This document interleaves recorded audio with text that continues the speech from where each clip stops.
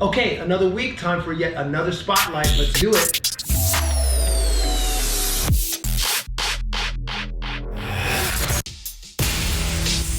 Back again. Kung Fu Chronicles, what is going on? Glad to see everybody back, and hopefully everyone's staying safe. Listen, thank you so much, first and foremost, for everybody for the support. Last few episodes have been kind of packed, interviewing different people. So happy I got to interview Mr. Perry Young from the Cinemax show Warrior that I can't stop talking about. Check out that interview here if you haven't already, guys. I'll leave the link below as well. And of course, my main guy, Sifu Gus Gates out in the village, for having me do an episode of King Kong Palm with him and Sifu Ron, the SOV, all those guys. That's also up on the page. Check that out if you haven't already. Did a little quick behind the scenes videos for that. Check out the actual video of King Kong Palm. I'll also leave that link down below. Listen, subscribe if you haven't already here. Check us out on our social media. Get all the behind scenes on what we're doing, what's yet to come. I promise more and more and even more as this channel's growing. Okay, another spotlight as I promised. Don't want to keep my guests waiting, so let's do this. I've got producer, writer, commentator, Bey Logan. Welcome, sir. How are you? Good to be here. I mean, thank you for that intro. I think I'm a jack of all trades, master of none, last man standing. If you can actually manage to survive all of these waves of martial arts and movies and genres and platforms and still be standing, you get some kind of status just for, like, you know, long service. I would not Longest serving janitor. I would not say you're a master of none, because I'm going to tell you something. The first time I actually got hip to you was, man, back in the late 90s, because I bought... If you can Wow, there you go. Right. Well, that was, you know, that was an interesting book, because it was like, I was living in England, and I was waiting for somebody to do a book on Hong Kong film. And there was one good one, which was called Martial Art Movies from Bruce Lee to the Ninja by a guy called Rick Myers. And that was good. There was nothing else. And then another friend of mine boasted about the fact that he'd got a book deal, that he was going to do a book about Hong Kong cinema. So I came home and I said to my girlfriend at the time, this guy is doing this book, and how dare he, and he knows nothing. Typical, right? And then she turns to me, she gives some very wise advice. She goes, look, rather than bitching about how useless he is, why don't you just turn that energy into something useful and do your own book? Yes. And I thought that was great advice. So I went out, and strangely, this fellow's book never happened. But I went out, did a deal, and with Titan, and we did Hong Kong action cinema. And I think the lesson from that is, because I've been on both sides of it, where, you know, I see people who get frustrated, and I'm like, okay, we'll turn that into something and be creative. And then I get people criticizing me, and they criticize anybody who's putting out content, anybody who's creating. You get criticized. I'm always like, well, you know, not everybody can, but to some degree, if you, rather than bitching online about somebody else's work, why not generate something yourself, whatever it can be. So that was a good lesson for me, and that's how that came about. And then over the years, I think it got to about the 10-year anniversary, and I went back to Titan, the company, and said, look, should we do a re-edited version? And to my real surprise, they said, oh no, there'll be no interest. There'll be no interest. Not sufficient. Well, this was after Crouching Tiger and Rush Hour, and a lot of things that happened that were not in The Matrix. All the stuff that wasn't in the book. And they would say, no interest. So I just went back to making movies, and then recently did 36 Chamber of Kung Fu Cinema Part 1 and Part 2. Did Bruce Lee and I, Bruce Lee and I, which sold well. And then working now on Jackie Chan and I, which is the second in that series. And it's great for me because, you know, when you make movies or you're involved with any kind of visual, audiovisual content, you tend to have a lot of downtime when you're waiting for something to get financed, even when you're shooting it, unless you're acting in the movie or directing the movie. If you're just the producer, you're sitting there and they're setting the lights up and you have a couple of hours. So I was always like, of course, working on scripts and developing other business aspects of filmmaking, but it was a great relief. The other nice thing about it is, like, as you know, probably from doing this kind of work, you know, if you do a movie, if you do a TV series, everybody has an opinion, you're fighting with bosses, you're fighting with actors, you're doing all this stuff. When you actually sit down with a blank page and you write a book, as opposed to a script, nobody fill in the blanks with you. It's just like, that's how it's going to be. And I found that enormously a balance, because film and all that is kind of compromised. And a book is basically a course, you might have an editor, or you ask your nearest and dearest to give you an opinion. But that's kind of a real kind of like hotline to your soul of what you want to say. And it's interesting because in the theater, in book writing, whether it's fiction, non-fiction, and even with, to some degree in television, the writer is king. And it's only in film, which is the area that I've spent most of my working life, that writers get no respect. So, you know, it's good to have the balance. I'm glad you said that, because part of the reason why I even launched this channel was the same reason. I would see people on, I was like, oh God, you know, like I wish they would say this and this. And it was the same thing. I was just like, you know what? It's like, instead of talking about it, let me just do my own. And it's kind of like the blessing and curse of COVID is it gave me some extra time. Absolutely. You know what? I'm just going to finally just do this and just go full blast with it. Well, you know, Buddhism says that you have to turn like poison into nectar. You have, as I've had in my life and career, you have crises. You know, the way of you have to convert that into a motivation to do more and better work. And if you have a situation like we have with COVID, where everybody's sitting at home, what are you doing every day with the extra time? So it sounds like you're using yours well. Oh, so good for you. I always think the obstacle to creativity is the fear of the amount of work needed to have a finished product. But what I find interesting for myself is like, if you just say you're writing a script, which has to be 90 pages, 100 pages. If you, like a machine, were to write 5 or 10 pages a day, or in a book, if you write 5 pages a day, in a short amount of time, relative to your life, you would have something. It might be good, it might be bad. But I mean, it's that daily, you know, I never thought about myself as being an exemplary martial artist, but I outlived a lot of my contemporaries in terms of their martial practice by the fact that I never stopped. I was like the tortoise and the hare.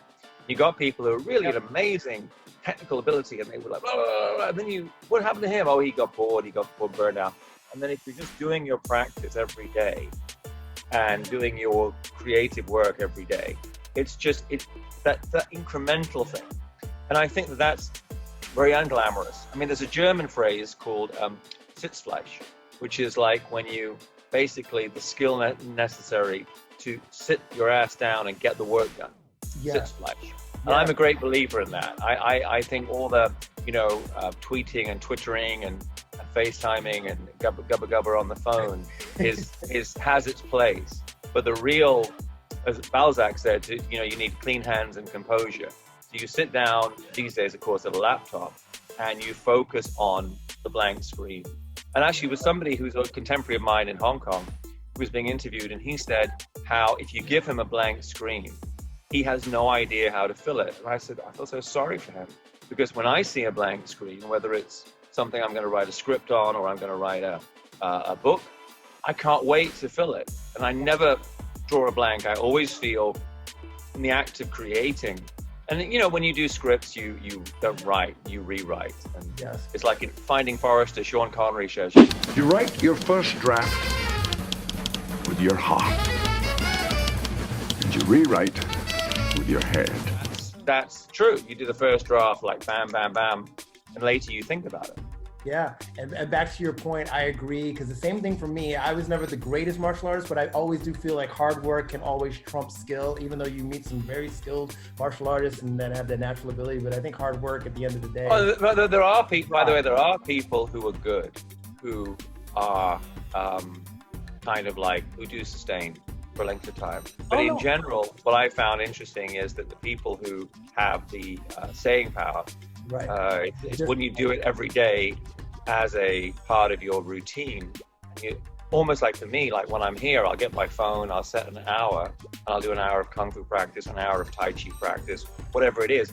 And it's that kind of quite monotonous setting of time that makes it work. I agree. And now, since you brought that up, let's talk a little bit about your martial art background. How did you get started, and what particular art did you practice when you were younger? Well, I mean, I, like everybody of my generation, was kind of influenced by the Kung Fu TV series and by Bruce Lee.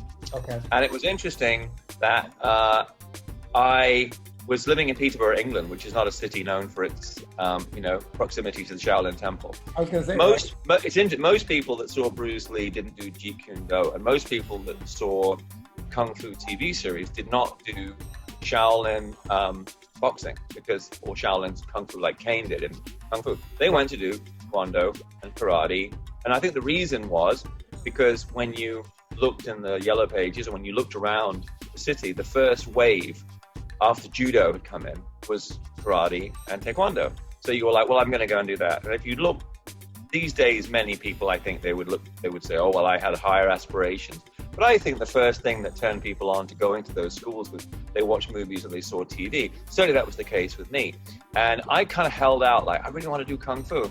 So like a lot of people, I was reading books, and there was no internet. There was not much Kung Fu on television in England at that time. So I would just buy books. There was a guy called Bruce Tegner, Tegner, and I remember he had a guidebook, and you'd be like kind of doing the practice. Yeah, you did. Trying to figure out what the movements were in between, because you'd have that, and it's like, how did you get from there to there? How do you connect? So we're doing all of that, and then reading, there was martial art magazines that had information about Kung Fu and what have you. And then I saw an advert in the paper for a style called Lao Ga, and they have this kind of logo. Yes. And Lao Ga, very popular in England. It's actually what we call Jap Ga, mixed family. It's like a composite style of different southern fists. And it was created by a guy called Jeremy Yao, who had been a restaurateur in Birmingham.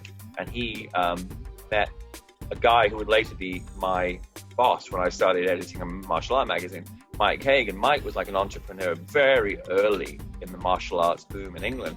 And he said, look, Bruce Lee's big, Kung Fu TV series is big, Kung Fu, forget about being in a restaurant. And we're going to have this style, and we're going to call it Lao Ga. And then I started training in Westgate Church Hall. And it was a very sweet story, actually, because my first teacher was a guy called Nigel Thompson. And I remember he was I look back on him, of course, in my eyes then, he was like a giant because he knew Kung Fu. But he was actually a man of regular build, and he had a goatee and everything. And I trained with him, and he had a very interesting, key, my first teacher, my first serious Kung Fu teacher. And I moved away, I moved on, and we lost contact. And in recent years, I wrote about him a little bit in my books, but I'd never thought, like, I should call him up. And then very sadly, I looked on Facebook and I saw that he'd passed away just like a few weeks ago. Oh, wow. And then, so I reached out to his widow and said, listen, my name is Bey. I used to train with your husband, and he had a tremendous influence on my life. And I have a Kung Fu school now in Hong Kong, and I'm doing movies. And she wrote back, and it was very sweet. She said, actually, we were watching one of your films on Netflix, and he saw your name, and he said, that guy used to be my student. And he was so happy and proud that you'd done something like that. So I was really touched to hear that. I regret now not reaching out to him directly. But this is the wonderful thing about doing films that I think outlasts the immediate fame, money, whatever you might want to have, is the idea that you reach out to people in some way. And that exactly what happened. He lost contact with me as a person, but he could see my work, nowadays on Netflix, not so much on the big screen.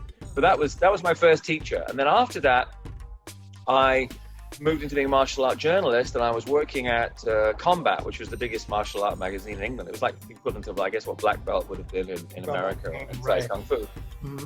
And then that gave me access to train in all different kind of arts, and I just kept coming back around to Southern Chinese martial arts, and particularly to Hung Gar, and train with different people, and they would either move away, or I would move away, or we would just part company, whatever. And then I do remember interviewing a guy who did become one of my instructors in England, a guy called Jim Uglow. And while I was interviewing him, I had like an out-of-body experience, because what he was talking about, the history, the forms, Fei Hong, Lam Sai Wing, I just thought, this is really what I want to be doing. Got it. And then I think it was just like, Joseph Campbell thing of you have to let the path of life find you. It's a little intuition of where your joy is. Grab it. No one can tell you what it's going to be. I mean, you've got to learn to recognize your own depths. And I mean, one step to that is I went to Hong Kong, and then I was looking for and failing to find the right teacher. But I look back on it and I think I can't blame those guys as much as I blame myself for not having the right mindset. And the saying, when the student's ready, the teacher will appear. Yeah. And my current teacher, who I think will always be my teacher for the rest of our lives, is Mak Ti Gong from Hong Gar Kyun. And later I had taken delivery of all of the surviving Bruce Lee and Hong Kong cinema, Golden Harvest studio, Kung Fu movie posters and lobby cards. All the print materials are going to be thrown away. So I took them, and then I was like, oh shit, what am I going to do? I have to get a warehouse. So I took a warehouse space in an area called Cheung Tawan, and then I moved everything in there, and I had to do it really quickly because they were like knocking down the studios. So I got everything in there. I looked at it and I go, okay, there's space here to have an office. There's space at the end to have a Kung Fu school. So I said to Pak Sifu, you know, we need to use that space as the Kung Fu school. Cool. And initially he was like resistant, but then finally he said, what are you doing on Thursday? And I said, nothing special. Why? He says, that's a good auspicious day to open the Kung Fu school. Oh, nice. So then we opened it, and we've been running ever since. And then we moved over to Kaifeng a few years ago, and a much nicer space, bright, sunny.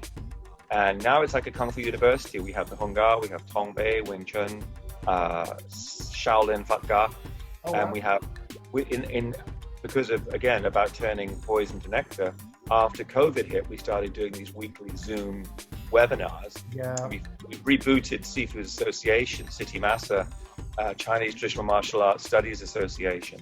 So this year has been very good. I mean, has been quiet for me as a filmmaker, except now it's very busy. But it was quiet. But as a martial artist, and there's somebody supporting what my Sifu was doing, I've been very active, and we were doing these things every week. And we'd have periods of time when the teachers weren't able to come in because of COVID, and then we would have them coming in, which is really, you know, a very, it's gratifying to have a community, right? To create a community. Yeah, of course. And you mentioned your martial arts school. Didn't I see that your kids also train in Kung Fu?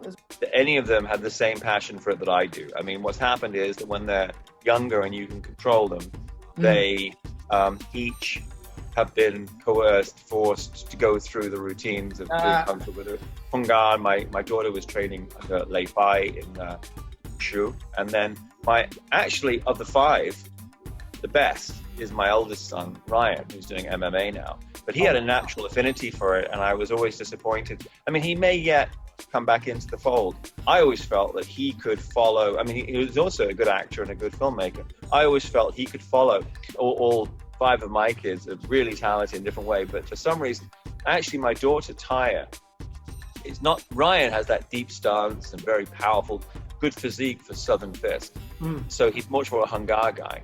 Taya is a very balletic, good dancer, and she took to the wushu really well and was eating in tournaments. And we did demonstrations together, which was an absolute blast. And so I really treasure the fact that, you know, you realize you've got to treasure time because kids grow up fast, you know, but we did some demonstrations. We were meant to do some more. Actually, we were going to get paid for one. Oh, really? And then COVID hit. Okay. So that went away, which is kind of a shame. And you said she trained with Lei Fai from the... Yes, Lei Fai, good friend of mine from the movie world. Okay, yeah. From back to Iron Monkey and everything else. Let me switch gears a little bit with you because what do you want to know? Well, you've written so many books and so many things like that. I could probably just do a whole interview with you on Bruce Lee alone, since you've written the book Bruce Lee and I. So what inspired you to do that? Because there's so much material out there about Bruce Lee. Obviously, you're a Bruce Lee fan. What particularly? Totally. Yeah. Well, I think whenever you write a book, you should write the book only you can write. It's like if you just say, okay, I'm just going to regurgitate a bunch of stuff from other people. That's not the right approach. The right approach is to figure out what you can do based on your own unique experience. And I felt that I had a unique viewpoint on Bruce Lee because, well, firstly, of course, I've been a fan and a researcher of his work and life for so many years. But I also had a unique perspective that I moved to Hong Kong, became a Hong Kong filmmaker the way that he also had done, and then knew many of the people, worked with many of the people. So all the other books, including my friend Matthew Polly's wonderful book, Bruce Lee Alive, were necessarily an outsider's view. I felt I could provide an insider's view because I had a unique life experience. I could juxtapose chapters. So I'll give you an example. I do a chapter about Bruce Lee's film Fist of Fury, and the next chapter is about, and obviously at the end of Fist of Fury, Bruce Lee as Chen Zhan fights Bob Baker playing Petrov. And I do a chapter about me playing Petrov and Donnie Yen playing Chen Zhan on the TV Fist of Fury. So you've got that unique kind of experience of what is it like to go up and fight, you know, a superstar kung fu expert like like Donnie, right? And Right. Bob Baker had the same with Bruce. Bob Baker was much better than me, by the way, but I mean, it was the same experience. And then, for example, on Game of Death, we have a chapter about the movie Game of Death, and the next chapter is like about me finding the lost dailies that Bruce had shot. I was going to ask you about that. You're the guy basically responsible, and that's another thing I brought as a prop. You're the guy that basically found all the. Yeah, no. That was. Well, what happened was, and I talk about it in the book, is that I was working at a company called Media Asia. We took delivery from Golden Harvest of all their materials, and I went down there, and you had to have somebody who had the interest, the knowledge, and the access to find that material. Yes. So I went in and said, okay, you show me all the material you have on Bruce Lee. And they kind of had to do it because I was one of the bosses. So then they got these reels of film, we don't know what they are. I said, well, let's loop them up, let's take a look. And there was lots of other junk, like, stuff from the trailer sequence for the 1978 Game of Death, and bits and pieces. But I'm looking, I saw little flashes, I'm like, that looks like stuff from Game of Death that I haven't seen, because I'd seen the film so many times back. And when your flashy routines cannot keep up with the speed and the elusiveness of this thing here. And the documentary, what was it, Bruce Lee the Legend, they had a lot of stuff in that. Yeah. Then suddenly, boom, dailies started playing. And I was like, whoa. And I'm not a great believer in the whole thing, Bruce's spirit speaks to me. I wish it would, but no, not yet. Right. But there's one scene in the movie where Bruce is facing Chi Han Soi, and his hand just rises into frame. And I remember my chair just moved back, and I just felt this power. So that was just an amazing thing. And I went back to the company. I was like, you won't believe it. And they were like, well, it's just him in the yellow suit, and what's special? Then, of course, the offers started coming in, and John Little produced that documentary. I actually, as I describe in the book, I really struggled vitally to come up with my own way to use the footage. But at the end of the day, there was pressure. Well, two things happened. One was that it was very difficult to find somebody to buy into and finance making a new film when the offers for the footage were coming in from Japanese and from John Little that was so aggressive. And it was like, well, you might as well just sell it and we'll make as much money and no risk because we don't need to make a movie. So I was a bit disappointed. I mean, the Japanese deal, I think the movie they made was a bit of a mess, and I would have been more involved. And then if it was still a mess, it would have been my mess. But I think I could have made a better movie than they did. I think John did a really good job. John, I think, sees himself as a film director manqué. I don't know if that's necessarily true. I think he's a dear, sweet man, and he has very good moral compass. He's maybe a little bit takes himself a little seriously, perhaps, as the gatekeeper to Bruce Lee. But I think as the books he was doing, the research he was doing, that's his métier. I don't think of him as being a director, and I think he saw the Warrior's Journey as a platform to directing. And I know it didn't do what Warner Brothers wanted it to do, and I think it was maybe a bit of a bridge too far. But it got the material out there. But I think there could have been other ways of presenting it in a more mainstream manner. But anyway, it's done. I was really proud to have that role to play in getting the material out for people to enjoy. Oh my God, there's so many of us that are thankful that it gets, because it's like, if not, we never would have ever seen that footage. And I used to dream about that, when I was a kid, like Bruce's Game of Death, what's on the other floors, what is there? And then you would see, while you're watching the footage, little flashes of Bruce Lee directing in a black t-shirt, flashes of Bruce Lee, and it was just like you were there, right? In the summer of 1973. Okay, all right. Thanks again to Mr. Bey Logan for checking in with me. This interview is so nice, gotta do it twice. So stay on the lookout right here on the channel, because part 2 is on the way, I promise you, where Mr. Bey Logan will talk about even more fun facts about his behind the scenes work in all his multiple productions, his book work, his commentary work, and more. Of course, guys, if you're feeling the vid, like, share, subscribe, that's how we grow. Check in again with us on our social media right here. And we will see you guys in the next round. For part 2, stay healthy, stay safe, and keep punching.